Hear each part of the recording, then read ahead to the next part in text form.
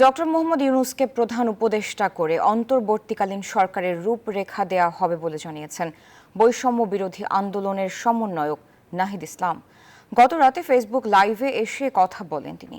জানান, সংখ্যালঘু রাষ্ট্রীয় সম্পদ রক্ষায় মাঠে থাকবে ছাত্র সমাজ।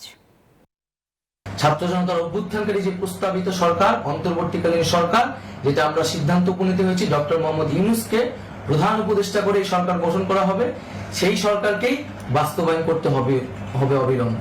সেনা সমর্থিত সরকার অথবা এই ফ্যাসিস্টদের দোসরদের কোনো বিটিম সরকার কিন্তু আমরা মেনে নেব না। কোনো গণবিরোধী সরকারকে মেনে নেওয়া হবে না। আগামীকাল সকাল থেকে সকলকে আহ্বান জানাচ্ছি রাজপথে থাকার জন্য, এবং আমাদের যে সাম্প্রদায়িক সম্প্রীতি এবং রাষ্ট্রীয় সম্পদ রক্ষা কমিটির ঘোষণা হয়েছে বৈষম্য বিরোধী ছাত্র আন্দোলনের নেতৃত্বে, সকল পাড়ায় পাড়ায় এলাকায় এলাকায় সেই কমিটি পাহারায় থাকবে। আমাদের সংখ্যালঘু কমিউনিটিকে আমাদের রক্ষা করতে হবে, রাষ্ট্রীয় সম্পদ এবং এই দেশকে রক্ষা করতে হবে আমাদের।